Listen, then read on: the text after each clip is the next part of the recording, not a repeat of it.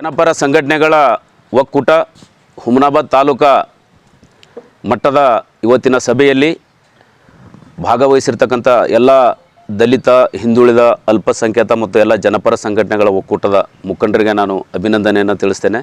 ಸಂಘಟನೆಗಳು ಪ್ರಗತಿಪರ, ಎಲ್ಲ ಕಾರ್ಮಿಕ ಪರ ಮತ್ತು ಎಲ್ಲ ವಿಶೇಷವಾಗಿ ಜನರ ಪರವಾಗಿ, ಸಂವಿಧಾನ ಪರವಾಗಿ ಇರ್ತಕ್ಕಂಥ ಎಲ್ಲ ಜನರು ಇವತ್ತು ನಾವೊಂದು ಒಕ್ಕೂಟ ಮಾಡ್ಕೊಂಡು ಇವತ್ತು ಒಕ್ಕೂಟದಿಂದ ದಿನಾಂಕ 24ನೇ ತಾರೀಕು ಅಂದ್ರೆ ನಾಡಿದ್ದು ಬರ್ತಕ್ಕಂಥ 24ನೇ ತಾರೀಕು ಸಂಪೂರ್ಣವಾಗಿ ಹುಮನಾಬಾದ್ ಬಂದ್ ಕಾಲನ್ನು ನಾವು ಘೋಷಣೆ ಕೊಡ್ತಾ ಇದ್ದೀವಿ.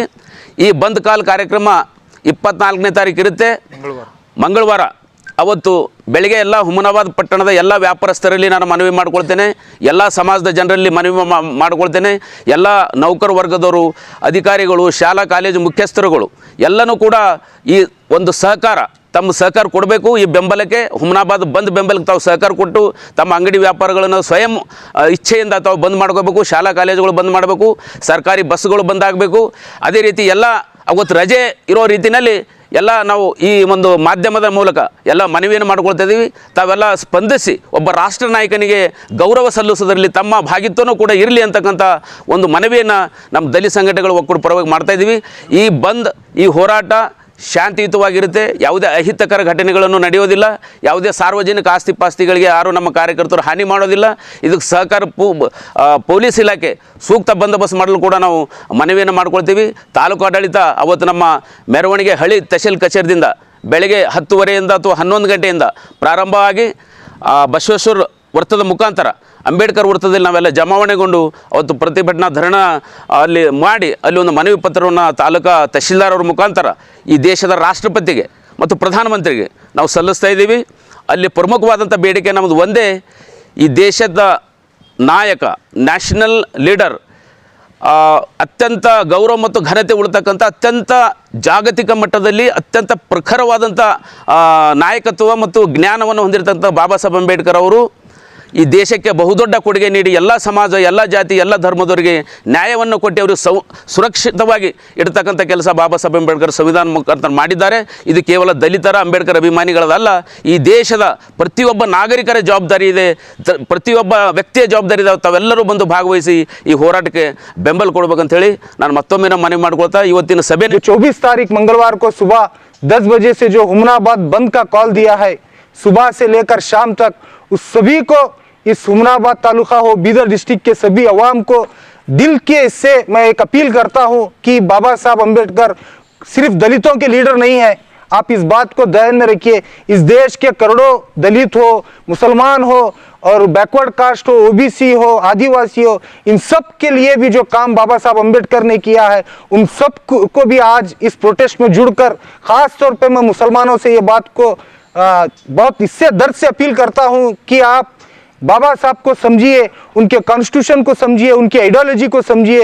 उन्होंने जो इस देश के लिए और हम सब के लिए जो काम किया है, उस काम को याद रखते हुए जब उनके स्वाभिमान पर अगर धक्का आ रहा है तो हमारा खून खोलना ही चाहिए और मुसलमानों को रोड पर उतरकर इसके खिलाफ आवाज़ उठानी ही होगी. क्योंकि जब तक बाबा साहब का नाम है, जब तक बाबा साहब का दिया हुआ संविधान है, इस देश में मुसलमान भी सुरक्षित है और दलित भी सुरक्षित है और आदिवासी भी सुरक्षित है. जिस दिन याद रखिए, ये अमित शाह का कोई फिल्मी डायलॉग नहीं है, इनकी एक सोच है. ये जो आइडियोलॉजी है, ये मनुवाद की उनकी एक सोच है, वो सोच आज जबान से बाहर निकल रही है. इस देश का सबसे ऊंचा स्थान जो पार्लियामेंट है, उसमें ठहरकर बाबा साहब का अपमान कर रहे हैं. तो ये देश किस दिशा में जा रहा है, आप सबको सोचना है. इसीलिए मैं खास तौर पे आप सबसे दिल के से अपील कर रहा हूं कि इस प्रोटेस्ट में तकरीबन मैक्सिमम से मैक्सिमम हजारों लोग, मुसलमान, दलित, आदिवासी, हर कोई अपनी जिम्मेदारी से आकर इस आवाज़ को बुलंद करे ताकि हुमनाबाद से एक मैसेज जाए. जब भी बाबा साहब के स्वाभिमान को, बाबा साहब के कॉन्स्टिट्यूशन को कोई धक्का पहुंचाने की या कुछ ऐसे गलत अल्फाज इस्तेमाल करने की कोशिश करेगा तो इस देश का ना मुसलमान चुप रहेगा, ना दलित चुप रहेगा. ಹೆಚ್ಚಿನ ಸಂಖ್ಯೆಯಲ್ಲಿ ಭಾಗವಹಿಸಬೇಕು. ಅದೇ ರೀತಿಯಾಗಿ ಈ ದೇಶದ ಸಂವಿಧಾನಕ್ಕಿಂತ ಮುಂಚಿತವಾಗಿ ಸಮಾನತೆಯ ಸಿದ್ಧಾಂತ ಇರ್ತಕ್ಕಂಥ ಬಸವ ಧರ್ಮದ ಬಸವ ಸಂಘಟನೆಗಳು ಹೆಚ್ಚಿನ ಸಂಖ್ಯೆಯಲ್ಲಿ ಭಾಗವಹಿಸಬೇಕು. ಅದೇ ರೀತಿಯಾಗಿ ಮುಸಲ್ಮಾನ್ ಸಮುದಾಯದ ಎಲ್ಲ ವ್ಯಾಪಾರಸ್ಥರು ಎಲ್ಲರೂ ಕೂಡ ಏನದ ಅಂದ್ರೆ ಹೆಚ್ಚಿನ ಸಂಖ್ಯೆಯಲ್ಲಿ ಭಾಗವಹಿಸಬೇಕು. ಕಾರಣ ಏನದ ಅಂತಂದ್ರೆ ಅಂಬೇಡ್ಕರ್ ಅವರು ಬರೆದಂಥ ಸಂವಿಧಾನ ಒಂದು ವೇಳೆ ಈಗಾಗಲೇ ಮಕ್ಸೂದ್ ಭಾಯ್ ಅವರು ಹೇಳಿದಂಗೆ ಅಂಬೇಡ್ಕರ್ ಅವರ ಸಂವಿಧಾನ ಒಂದು ವೇಳೆ ಈ ದೇಶದಿಂದ ಹೋಯಿತು, ಅವರು ತೆಗೆದಾಕಿದ್ರು, ಬದಲಾವಣೆ ಆಯಿತು ಅಂದ್ರೆ ನಾವು ಯಾರೂ ಕೂಡ ಬದುಕಲಿಕ್ಕೆ ಸಾಧ್ಯ ಇಲ್ಲ.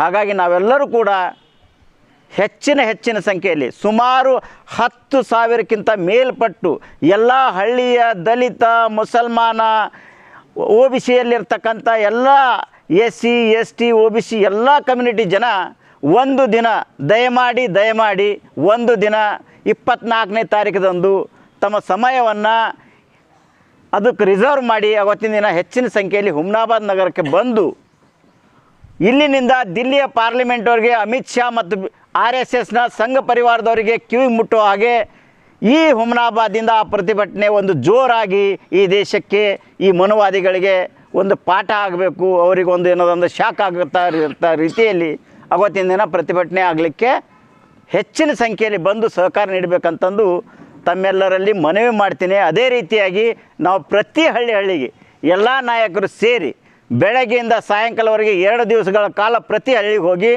ನಾವು ಸಾಧ್ಯ ಆದಷ್ಟು ಮಟ್ಟಿಗೆ ಕನ್ವಿನ್ಸ್ ಮಾಡ್ತೀವಿ, ಮಸ್ಜಿದ್ಗಳಿಗೆ ಹೋಗ್ತೀವಿ.